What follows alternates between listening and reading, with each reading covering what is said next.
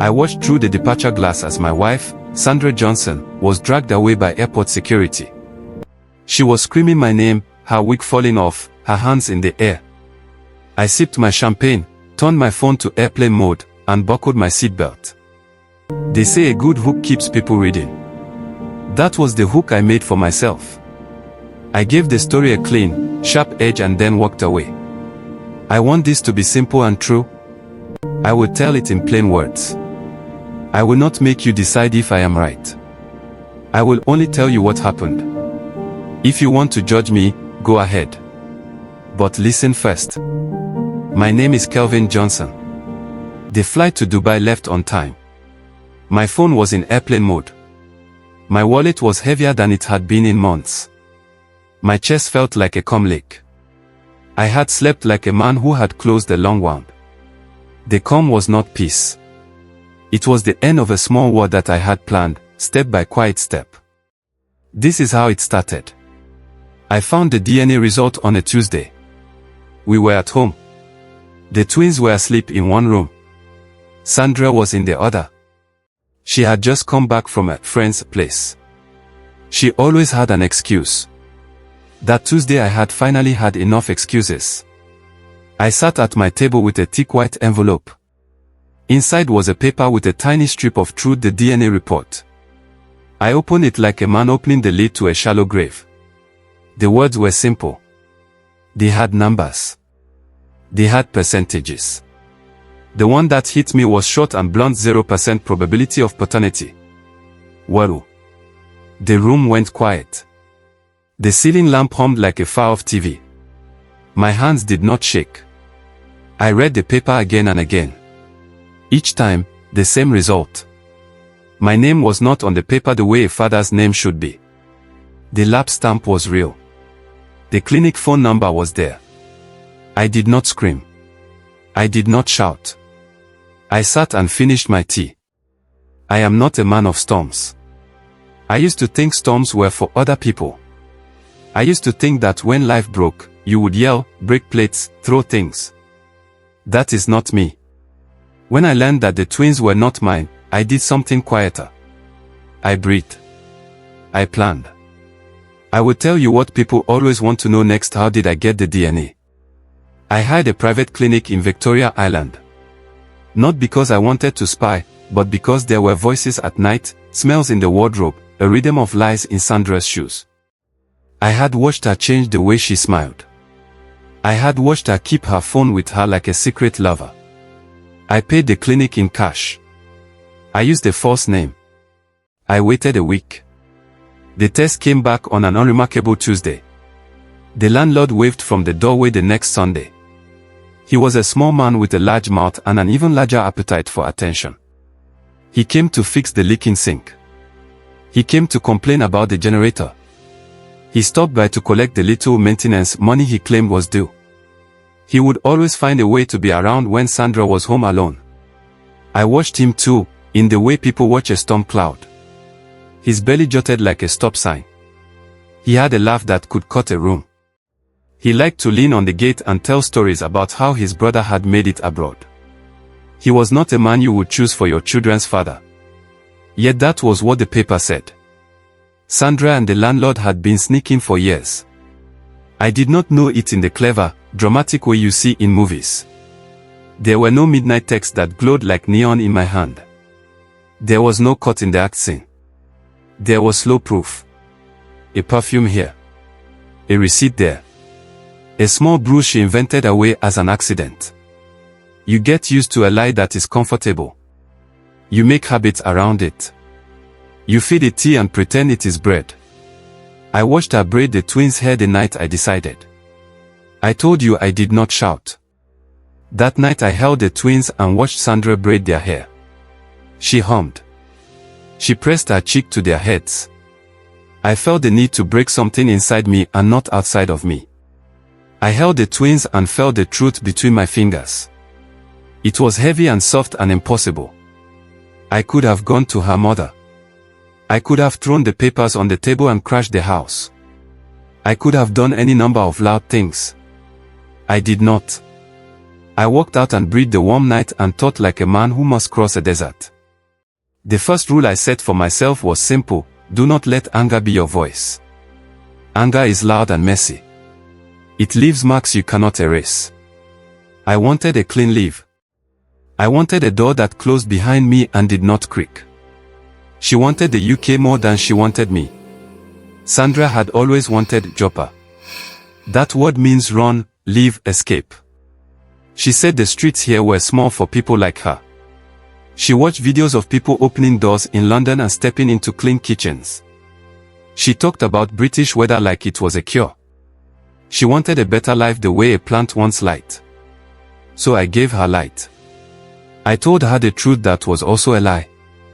I told her I had been offered a job in London. I knew how to make it believable. I work with images. I design what people accept as fact. I could draw a letter that looked official. I could print a certificate that looked like it had the smell of authority. Graphics is my job, and it has a quiet cruelty when used well. You cannot make someone want something more than a whole life. I spent months there. Not in wild acts, but in small moves. I started to save money. She thought the savings were for the move. They were, but not for the reason she thought. I sold things she loved and told her the buyers called and paid. I signed papers she did not read. I whispered London more than I whispered I love you. I watched her fall in love with a place I would never take her to. We sold the boutique she had built from the seed of her mother's hard work. We sold the small plot of land her father left in Lekki. We sold her gold and silver, the necklaces she wore when she wanted to feel like a queen. All of it went into an account that I controlled. 150 million naira. The number repeats in my head sometimes like a prayer. I bought a new phone and a new SIM card and kept both locked in my bag tucked under the bed. The money made the silence louder. She did not see emptiness. She saw a chance. She saw a passport that could be held in one hand like a promise. She packed. She planned parties.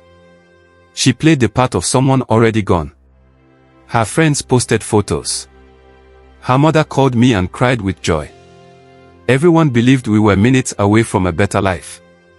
I forged visa documents. I printed letters that looked stamped. I made certificates of sponsorship that could fool a board clerk. Not because I wanted to trap her at the airport. I wanted the trap to look like a real door. The forgery had to be convincing. That way, the moment of exposure would do more than shame. It would strip pride and deliver the truth in plain daylight. She signed the papers without reading. Love and greed make people blind. At night she would plan. At day she would call estate agents in London and send screenshots to her friends. She called the twins little Brits in jokes that were no longer funny. I kept quiet, even when my chest burned. I bought a ticket to Dubai at a different terminal. Business class. A route that would take me away the moment the show started.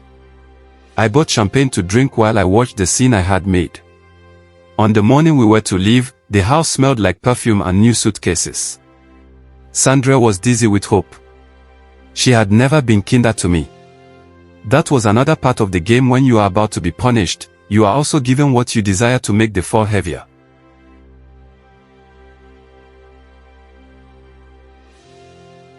Airports are full of people who believe in better lives.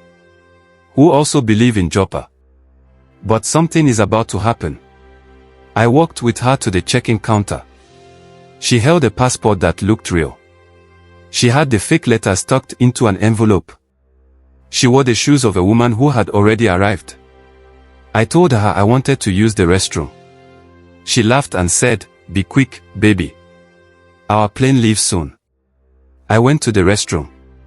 I did not go back. I took the back exit. I went to my gate and sat with my champagne, watching the opposite glass like a man at a theater. Watching a person fall feels like watching a slow sunrise. Sandra went first to the check-in desk. The clerk smiled and asked some simple questions. She handed them the papers. The clerk frowned. He called a supervisor. Security came by. The noise of a public place narrowed into the single point of a woman and her fake documents. I saw her mouth form my name. I saw her point to the bathrooms. She lied to me. She tried to buy time with love. She tried to claim me in a room full of strangers. I read the way her face fell when they asked to see the original visas. I watched her wig slip, her hairline show a little too late. I watched her learn that some truths cannot be held in a tight hand. People will say I was cruel. They will not ask what I felt each night. She collapsed on the floor when they said the word forgery. She screamed and grabbed at her chest. She ran her fingers through her hair and found nothing but shame.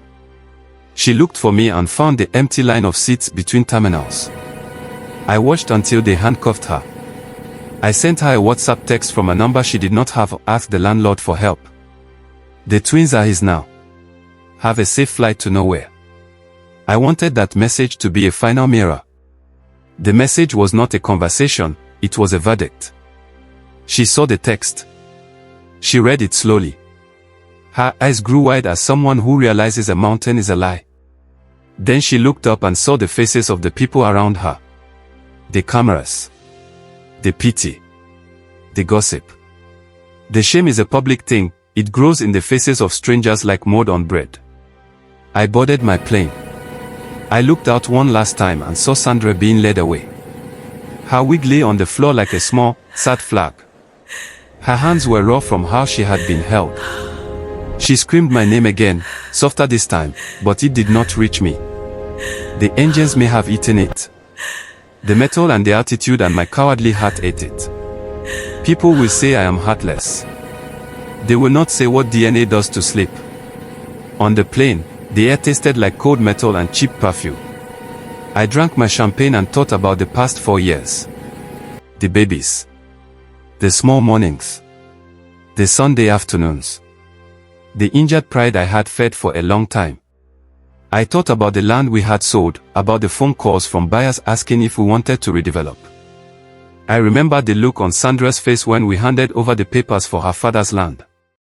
She had cried then, but they were not tears against selling. They were relieved. The twins were asleep when I left. Their small chests rose and fell as if the whole world was safe. They had no idea of the papers, the lab, the secret meetings, the slow unpeeling of a life. That felt like a mercy. When you do something that breaks people, your nights will stretch like shadows. At night I did not dream of victory. I dreamed of a small room with cheap paint and the landlord's loud laugh. I dreamed of the twins and their mouths the way they smiled when they saw him. I dreamed of her hands on the landlord's shirt. The dreams did not make me sick. They made me calm. People ask why not take your children and leave? Why not scream in court? Why not fight? Because revenge is not always about hurting the other with noise. Sometimes revenge is leaving a clean house and a full pocket. Sometimes revenge is the silence you take with you to a new room. I wanted a life that did not smell like betrayal. I wanted to feel the weight of money and not the weight of someone else's seed under my skin. There is a thing that happens when truth meets a public place. It reaches you like frost. Months passed. Sandra later called me from a cell phone number I did not have. A friend of hers gave it to me. She begged. She cried. She said the landlord would pay bail. She said she did not mean to hurt me. She said she was sorry. I listened. I did not say anything. I did not apologize. Why would I? Apology was a tool to make her feel better. It would not change the test. She told me the landlord had offered to sort things out. The landlord called me many times. He bought airtime and left messages with loud laughs. He told me through his voicemail that this was a misunderstanding, that people make mistakes, that families are complicated. He called me a waste of time and money. He told me he would marry Sandra and raise the twins as his own. He said it in a thick laugh like a man who had swallowed a prize. The landlord thought money could buy him anything. He was right in one room. He was wrong in another. I told the bank that the money was for a business. I wired half into Bitcoin like a man who wants a borderless pocket. The rest I placed in an account I did not touch for months. The money felt like a heavy secret that tickled in my sleep. People who knew us called my mother. She was shocked. She cried softly on the phone and asked if I wanted them to come home. I was at an airport 3 countries away. I said no. I said I was fine. They came anyway. Families are bridges. They can save you or burn you. After a few months, I came back to Nigeria. My sister flew in with a bag of clothes. My mother sent me food. They sat in our small living room with their faces the same as always, concerned, tired, ready to judge. They asked me how I felt. I told them I felt like a man who had been given a second chance to choose himself. They looked at me, puzzled. They wanted a sob, a roar, a court fight. I did not go to court. Sandra's mother begged me. She said, "Kelvin, forgive her for the sake of the children." She said it in a voice that could make the ice block melt to water. She wanted the twins to keep their mother and a roof and a story that did not have a ruined ending. I thought about it.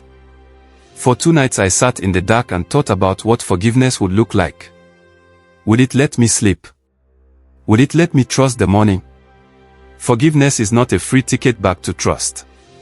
I decided to keep my money and my distance. I took custody arrangements in my mind. I thought about school fees and birthdays and small things a father does quietly.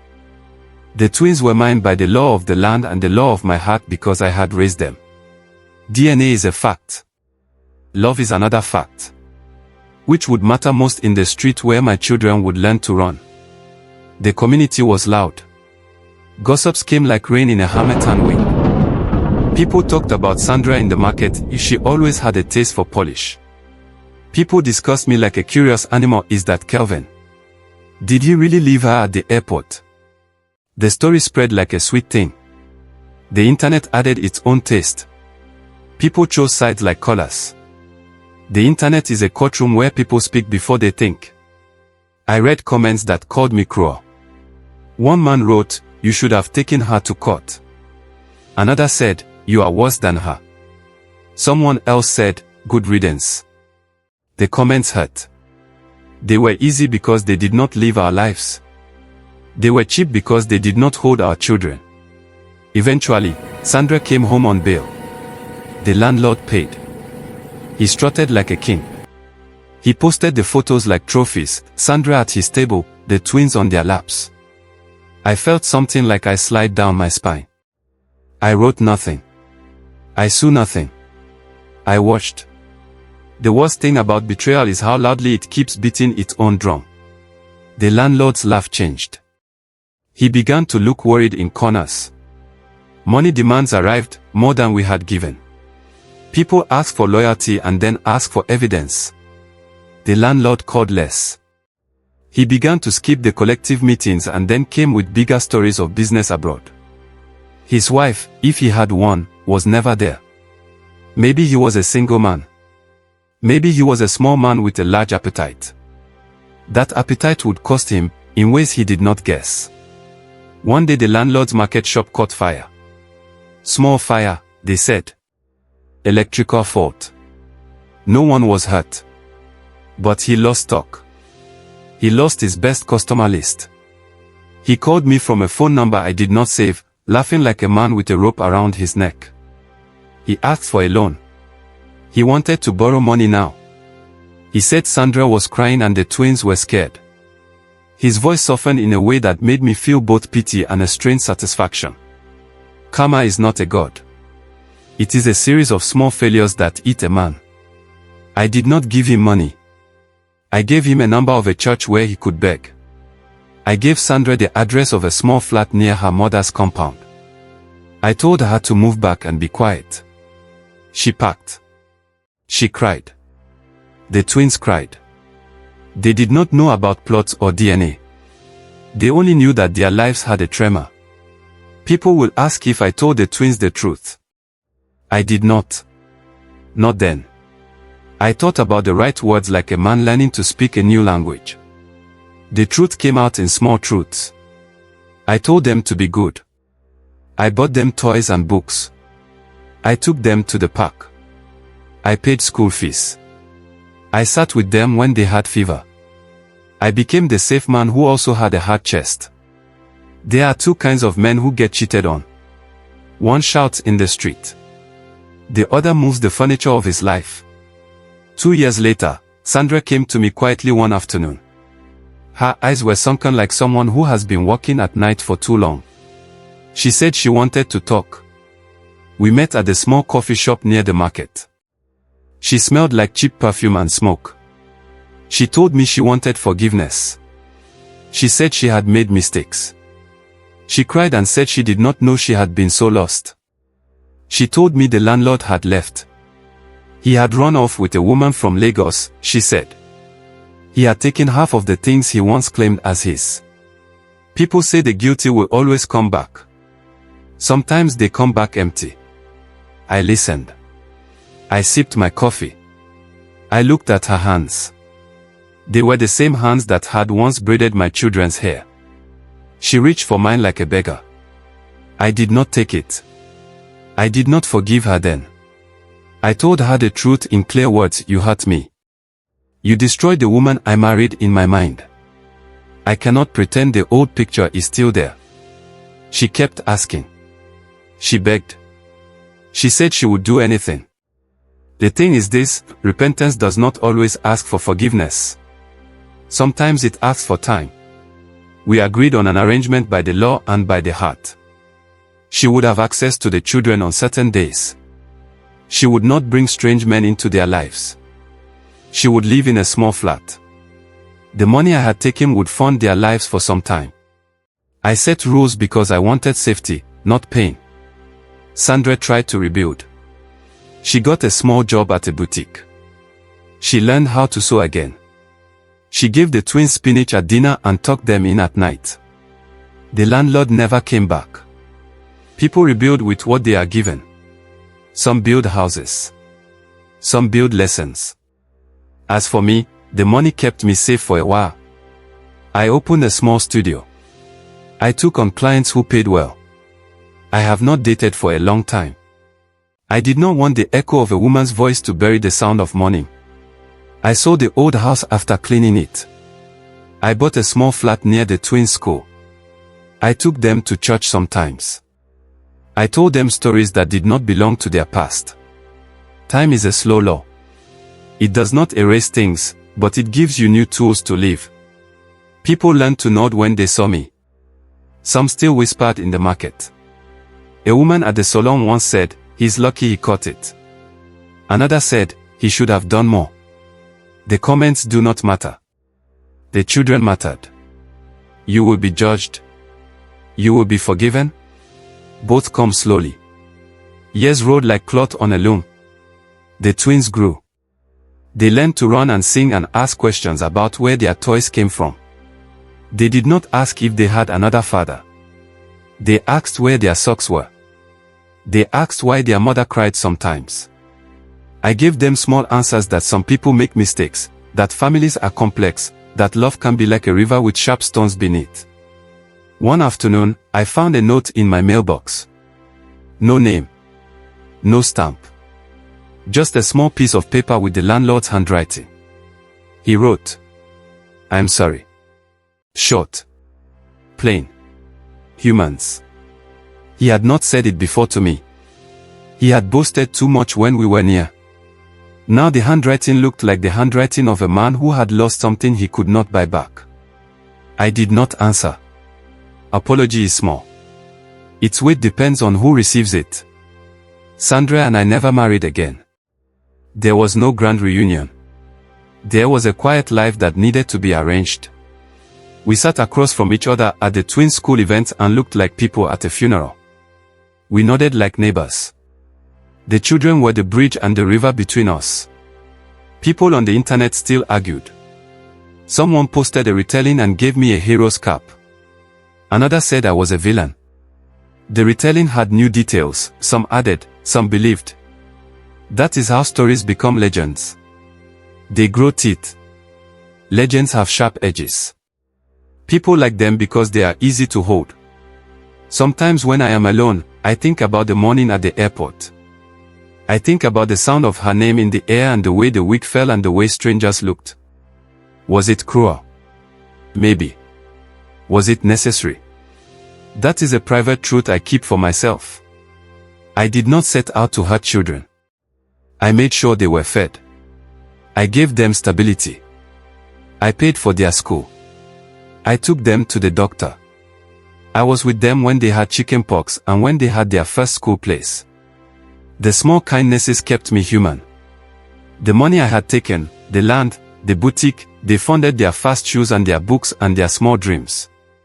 The worst part is not revenge. It is the way you learn to sleep with it at your side. Years later, people still ask me the same question in the market or on the internet, did you do the right thing? I always answer the same way, I did what I thought would let me keep my life and my children. That is not the same as saying I am proud. It is not the same as saying I was a saint. It is simply the truth I live with. The truth is heavy. It does not feel like a victory. It feels like a balancing act on a thin wire. Life is a wire walk. Sometimes you fall. Sometimes you survive. Sandra remarried eventually. Not to the landlord, who had become a story, but to a small, steady man who ran a printing press. She called me once to tell me.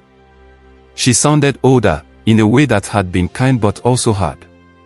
She said she had found peace. I told her I was glad. The twins were teenagers now when they first asked me my side of the story. They had heard small versions. They had seen the videos and the comments. They asked me in the quiet of the night, when the house was smelling like soup and study books. I looked at their faces and I told them the simple truth, sometimes people make mistakes. People love in the wrong ways. What matters is the life you build from the pieces. Truth is not a weapon. It is a tool. They did not like that answer. They wanted drama, villains, and a hero. They wanted the world to be clear. Life is not clear. It is a small choice and a long list of consequences. At times, I do not know if I robbed someone of a chance to change or if I saved my own life by being cold. I do not know if running away was cowardice or wisdom. I do not know if I should have made him prove paternity in court rather than play games. The law could have been used. The police could have been called. I chose a different path. We all choose the story we can live with. In the end, this is a folktale that lives in a small city, told in 1,000 ways at corners and on the phone. People tell it as a warning not to cheat a patient man. People tell it as a joke the landlord got his crown and then lost it. People tell it as a tragedy good people get bruised. Folktales are not always fair. They are lessons wrapped in bones. To anyone reading this, I leave one small thing: love the small people in your life like they are the sun. Look at your children and name them in your heart first. If you love someone, let love be more than a dream of a faraway country. If you are betrayed, do not let anger be the map you follow. Plan, yes, but keep your heart long enough to feel the cost. I know many of you will not agree with what I did. Some of you will say the law should have been the judge. Some will say I was cruel. Some will say I had no right. I cannot fight those judgments. I can only speak the truth I chose. Stories end. People go on. My life after that day is not a story of fireworks. It is the steady sound of the twins running in the yard. It is the small laugh their mother made when she passed their school to wave. It is the soft planning of their futures. It is me, older, with fewer illusions. Sometimes at night I still whisper the words I never said. Why? I do not look for an answer anymore. The question is a hollow I have learned to live in. If you betray someone, remember that people can be cruel in patient ways. And patient men can plan like architects. Cheers to my new life. It is not perfect. It is not clean. But it is mine. I have my children. I have enough money to sleep. I have a small house where the smell of stew mixes with crayons and the music of kids studying. That is a strange kind of peace. The last thing I learned is this: our choices make the story people tell at the market. Choose a story you can live with. If you think I served her the right breakfast, clap. If you think I was monstrous, shout. The market will always have a voice. I have already paid for mine with the nights I have spent learning to breathe again. What do you think? Drop it in the comments, you might inspire someone today. Don't forget to like, subscribe, and share.